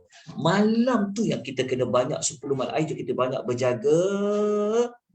Siang tu patutnya kita kena kurang berjaga. Tapi tengok pada keadaan kita lah, sebab kita ni dunia Malaysia ni dunia yang kadang orang bekerja. Kan tak dia bagi cuti 10 akhir ke, tak dia, kita belum dapat suasana seperti itu. Kalau macam Jumaat kita dah dapat. Ada setengah negeri Jumaat dia cuti. Contoh, sebab apa? Sebab nak dapat pahala pulun hari Jumaat tu, nak datang awal ke masjid tu. Kita faham tak? Cara dia macam tu. Tapi kalau kita bekerja hari Jumaat, kita keluar 12.30. Lepas tu tinggal berapa jam je nak dapat sebelum imam naik ke atas mimbar. Sedangkan itu yang kita kata, nak dapat pahala awal seperti menyembelih seekor unta, dia tak boleh datang bermula 12.30. Siapa yang datang 12.30 sebelum naik 1.30 tu dia dah macam dia seperti dah hujung-hujung. Sebab pembahagian solat Jumaat ni dapat 5 pembahagian tu. Seperti unta, siapa datang lebih awal seperti sedekah unta. Nabi kata lepas unta, Nabi kata lembu, lepas tu kambing, lepas tu ayam, lepas tu telur ayam. Ada faham tak? Kita kena jelas macam tu. Jadi cara dia macam mana datang awal? Antaranya kalau bekerja, cari waktu lain kat situ. Bukan kita pertikaikan yang bekerja Jumaat, tidak. Maksud saya cara macam mana kita nak dapat suasana tu. Macam tu juga, macam mana nak pastikan malam 10 akhir tu kita berjaga, siang tu kita ambil waktu sikit nak banyakkan tidur tadi. Sebab malam dah berjaga. Lepas tu negara Arab, saya pernah pergi dulu Yaman. Saya ingat lagi, saya pernah pergi waktu saya kerja Sirim dulu. Iring Presiden pergi jumpa dengan Menteri Perdagangan tu. Saya tak tahulah berubah tak berubah. Memang dia buka kedai, ofis dia mula lewat. 10, 11 baru buka. Sepatutnya kita macam tu. Sebab kita boleh ambil sikit untuk rehat sekejap tidur. Sebab malam tu kita dah jaga. Wallahu ta'ala alam. Ini sekadar renung-renungan semata-mata. Macam mana nak dapat? Okey, sebab apa? Sebab kita nak kejar malam. Okey, seperti mana Nabi SAW. Okey, tuan-tuan perempuan yang Allah rahmati sekalian, cuba kita lihat hadis yang lain. Macam mana Nabi buat pada 10 akhir malam. Hadis muttafaqun alaih. Kata Aisyah radhiyallahu anha, Nabi pernah beriktikaf pada 10 hari terakhir bulan Ramadan. Sehinggalah Allah mewafatkan baginda. Kemudian isteri-isteri baginda pun beriktikaf setelah sepenginalan baginda sallallahu alaihi wasallam. Maknanya orang perempuan pun boleh iktikaf. Sebab iktikaf ni dia termasuk dia perkara yang kita nak fokus. Kalau kita duduk kat rumah tu macam-macam kita nak buat. Betul tak? Kita ni jenis-jenis ringan tangan, macam-macam nak buat. Tapi kalau kita duduk di masjid, kita i'tikaf, kita jauh daripada perkara-perkara boleh berganggu. Itu di antara satu cara. Macam mana nak menghidupkan malam-malam akhir? Jawapannya adalah pada i'tikaf. Semenjak Allah perintahkan puasa, Nabi i'tikaf 10 hari hujung, i'tikaf 10 hari hujung sampai Nabi wafat. Tapi pada tahun Nabi wafat ni, tuan-tuan perempuan, Nabi buat apa? Nabi tambah lagi jadi 20 hari. Nabi SAW beriktikaf selama 10 hari setiap Ramadan sehinggalah Nabi wafat.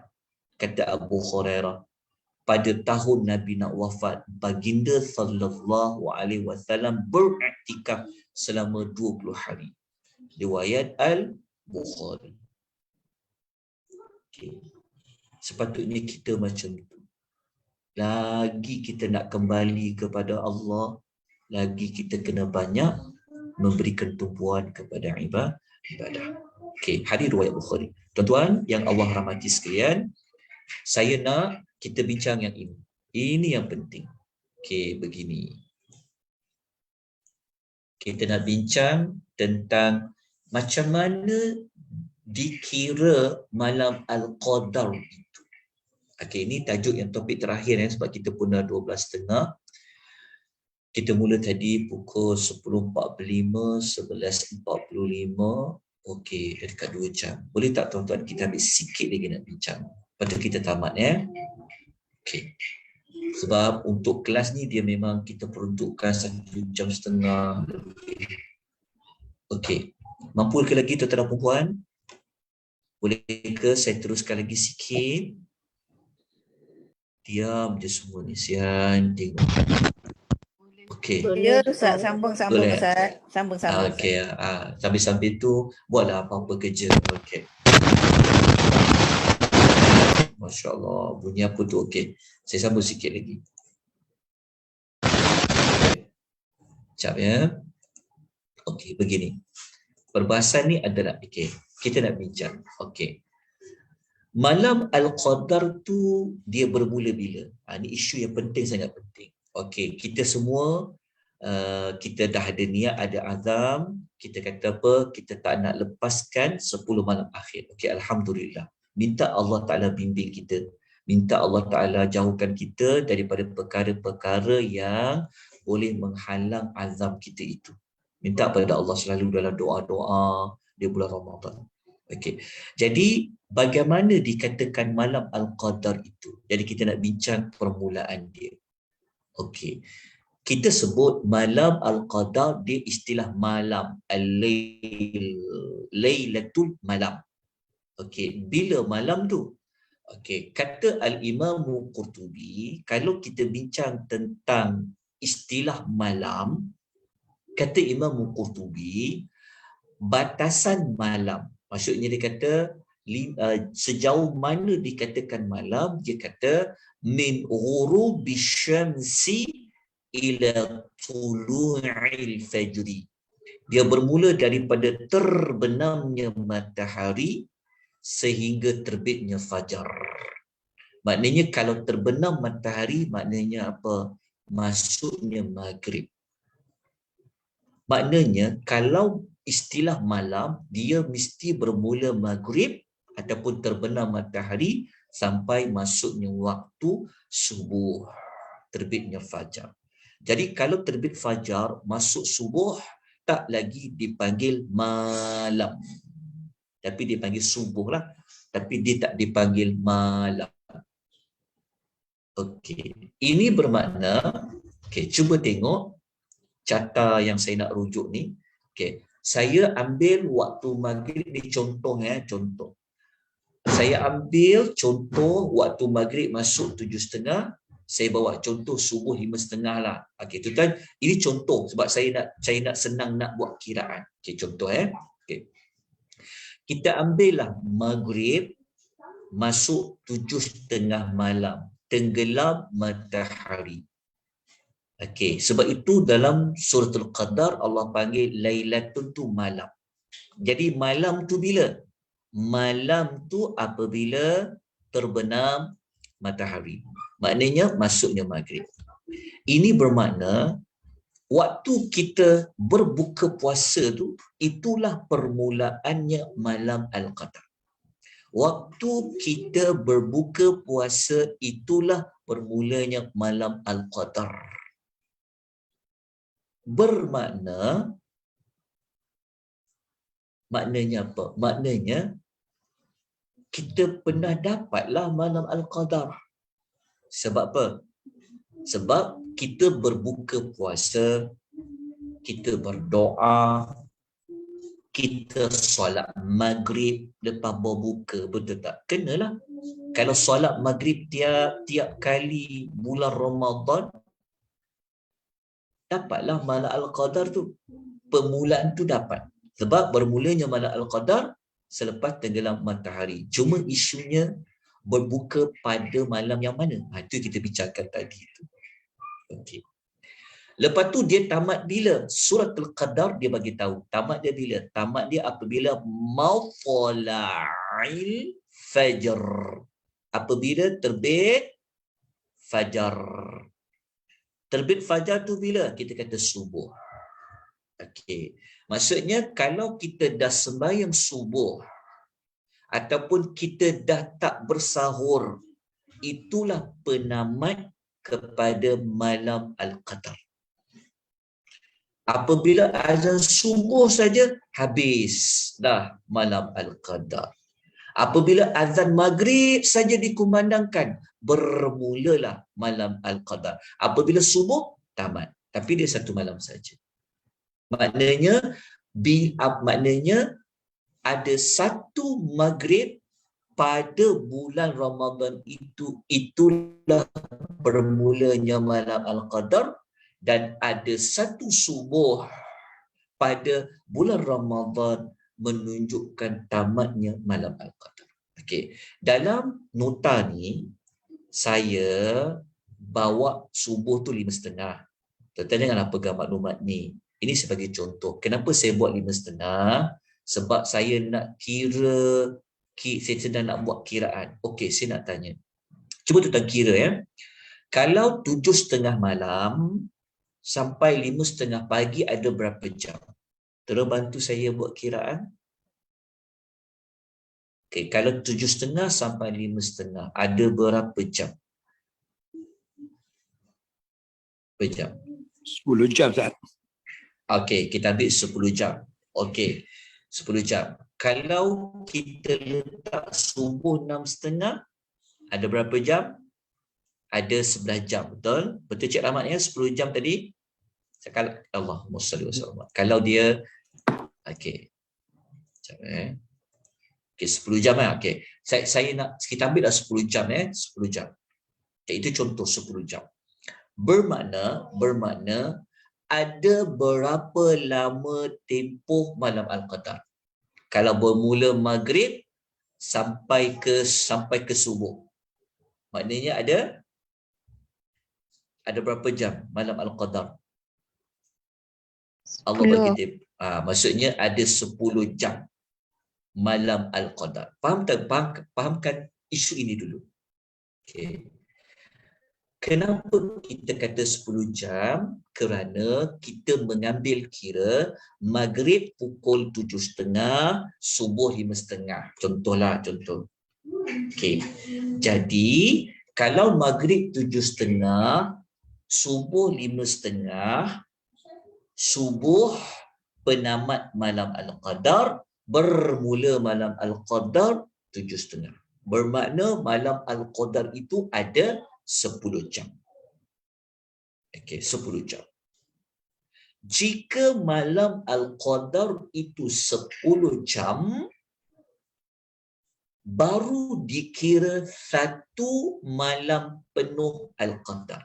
Boleh faham tak? Maksudnya, malam Al-Qadar dikira penuh apabila diisi ia dengan 10 jam. Boleh faham ya? Okey, satu malam penuh Al-Qadar mesti dikira bermula terbit daripada maghrib sampai ke subuh. Okey, kena faham dekat sini ni. Kena faham dekat sini. Ini penting ni kat sini. 10 jam. Okey, 10 jam ni kalau kita letak subuh 6.30, dia akan jadi 11 jam lah. Okey, jelas dekat situ. Okey. Faham dekat sini? Okey. Apabila satu malam penuh Al-Qadar 10 jam ini, dia akan membawa makna ini. Okey, tengok catatan yang baik-baik. Jika 10 jam penuh diisi dengan ibadat. Okey, tengok kat sini. Tengok kat kotak ni. Jumlah masa beribadat pada malam Al-Qadar.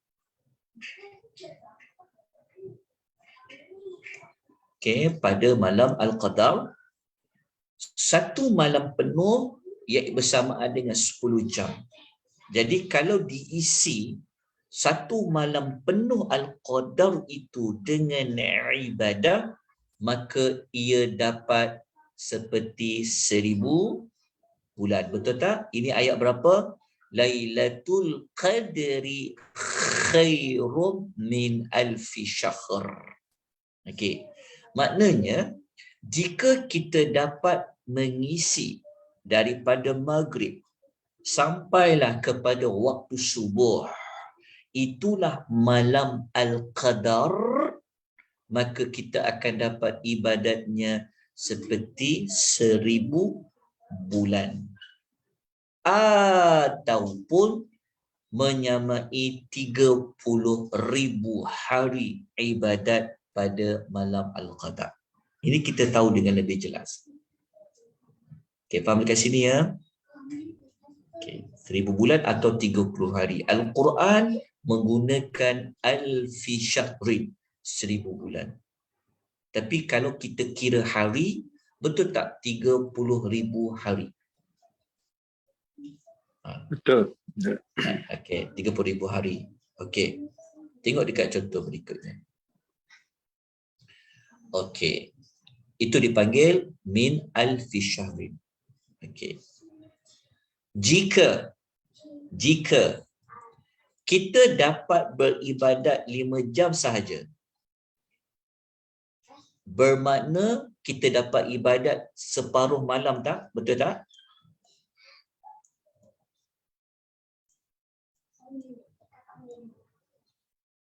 Betul tak?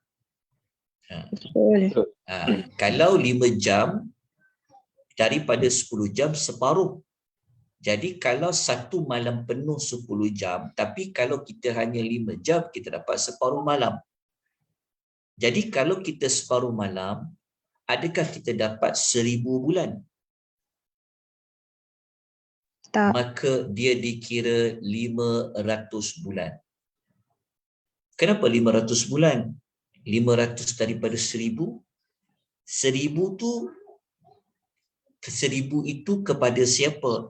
Kepada satu malam yang penuh. Tapi jika tak penuh, sebetulnya separuh saja, dapat dah separuh daripada 1000 bulan jadi 500 bulan. Bersamaan berapa hari? 15,000 hari. Betul ke? Kiraan harinya? Ya, Ustaz. Ya, 15,000 hari. Okey. Jelas dekat sini. Okey. Lepas tu, jika dia hanya dapat beribadah 2 jam setengah sahaja daripada 10 jam. So dia akan dapat berapa bulan ibadatnya? 250 bulan. Betul ke kiraannya? Betul. Harinya betul ke 7,500 hari? Separuh daripada tu. Separuh daripada ni. Kenapa kita kira macam tu? Sebab wallahu, okey, kita ambil dulu kira macam ni. Okey. 2 jam setengah. Okey. Jadi kalau kita boleh, tak ada dah. Ni yang ni sebagai contoh lah. Okey. Kita ambil kiraan berapa jam tadi? 10 jam Kita ambil daripada 10 jam. Kalau ada 11 jam, kiralah separuh daripada 11 jam tu macam mana. Kalau dia ada 12 jam, kiralah 12 jam. Kenapa ada pembahagian seperti ini? Kerana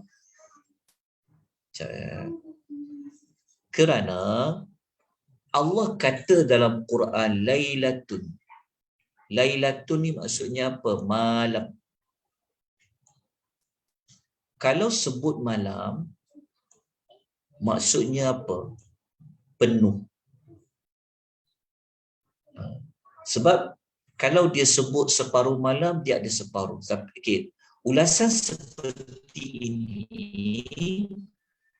saya rujuk dalam kitab At-Tadabbur Awwalu Marrah lil Quran, memang ada disebut seperti ini. Maksud dia malam tu kita kena buat apa nak dapat malam penuh? Kita katakan tadi, Nabi giat ibadat dia, Nabi iktikaf sebab apa? Sebab tak nak ada gangguan-gangguan yang lain. Itu antara hikmah di Nabi iktikaf. Tapi kalau kita ada gangguan macam-macam lah. Gangguan nak buat ni, nak pergi sini, nak pergi sana, menyebabkan kita telah kehilangan beberapa minit, beberapa jam untuk kita mengisi satu malam penuh, malam Al-Qadar. Itu yang kita katakan tadi bahawasanya malam Al-Qadar ni 10 malam terakhir kita jaga. Siang tu kita tidur. Hanya pada bulan Ramadan je, pada hujung je. Begitu cara dia. Wallahu ta'ala a'lam. Mungkin ada pandangan yang lain, wallahu ta'ala a'lam. Ni kalau saya rujuk dalam kitab Tadabbur lah. Jadi moga-moga kita dapat, walaupun tak isi banyak penuh Qadar tu, moga-moga Allah bagi banyaklah pada kita. Allah alam. Itu tadi saya bentang hanya salah satu pandangan seperti itu. Dekat dalam nota, kita tengok dekat sini. Kalau kita tengok dekat nota, dia dekat sini. Last kali betul kita tamatkan. Kita buat 2 jam ni, lama ni. Dekat sini, dekat nombor 2 ni. Cuba tengok dekat muka surat nombor 34 Muka 34 tu saya, dan ini saya buat dalam bentuk ayat. Okey. Siapa yang beribadat sepanjang malam Al-Qadar, maka dia seperti beribadat kepada, nampak tak? Okey, siapa yang beribadat separuh malam, maka ia seperti beribadat selama 500 hari. Siapa yang beribadat 1/4 malam, maka seperti ibadat 75 hari. Siapa yang beribadat selama 1 jam sahaja pada malam tersebut, maka ia seperti beribadat selama 2,500 hari. Yang maklumat ini saya telah letakkan ini dalam bentuk tabel perbandingan tadi. Okey, tuan-tuan dan puan, kita dah sampai kepada penutupnya. Maka jika bertemu dengan malam Al-Qadar, apa yang patut kita lakukan? Kita doa seperti mana doa dalam suratul Al-Qadar lah. Semua orang tahu doa ini, Allahumma innaka afun tuhibbu afwa fa'fu anni. Allahumma innaka afun tuhibbul afwa fa'fu anni. Wallahu ta'ala a'lam. Okey, tentang perbincangan tadabbur suratul Al-Qadar. Jadi maklumat yang lain nanti tuan-tuan boleh baca di dalam nota yang ada diberikan kepada tuan-tuan dan puan. InsyaAllah slide ini pun nanti saya akan hantar kepada tuan-tuan dan puan. Okey, saya buka satu dua soalan sebelum kita tamatkan. Silakan tuan-tuan dan puan, ada sebarang persoalan, pertanyaan sebelum kita tamatkan. Okey. Kalau tidak ada apa-apa persoalan, pertanyaan, saya mohon maaf sepanjang saya. Okey, anjuran majlis ilmu kita terlupa ya. Okey, hampir terlupa saya. Okey, anjuran majlis ilmu kita pada pagi ini sebenarnya adalah anjuran daripada Raudhah Zandra. Okey, daripada anjuran daripada Zandra sekeluarga. Kalau tuan-tuan nak tahu Zandra ni siapa, beliau adalah isteri kepada pemain bola sepak negara kita, iaitu yang berbahagia Syafiq Rahim. Kalau tuan-tuan ikuti perkembangan bola sepak kita, salah seorang pemain kebangsaan mewakili Malaysia sekarang ni sedang dalam latihan untuk menghadapi Piala Asia. Beliau lah pemain yang sangat berkaliber. Tengok, walaupun dia seorang ni, beliau seorang yang sangat suka majlis ilmu ini diteruskan. Jadi kita ucapkan jazakumullahu khaira kepada Raudhah Zandra. Semoga Allah memberikan ganjaran yang baik kepada mereka. Allah melapangkan segala urusan mereka. Allah memberi rahmat kepada mereka semua. Begitu juga kepada tuan-tuan dan puan yang saya tidak lupakan yang mengikuti pengisian daripada minggu ke minggu dan boleh bertahan sehingga hampir 2 jam ni. Saya ucapkan jazakumullahu khaira, barakallahu fikum. Selamat menyambut Ramadan yang diberkati. Semoga kita dapat bertemu dengan malam Al-Qadar.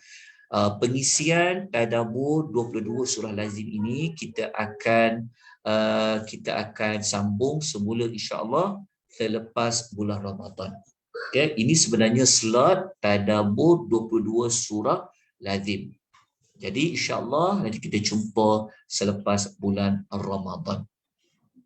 Jadi jika ada mana-mana kenyataan saya yang perlu diperbetulkan, tolong betulkan, tolong berikan juga teguran, ya, kerana kita ni tidak terlepas daripada salah dan silap. Aqulu qouli hadza wa astaghfirullahal azim wa billahi taufiq wal hidayah. Wassalamu alaikum warahmatullahi wabarakatuh. Waalaikumsalam warahmatullahi wabarakatuh. Terima kasih.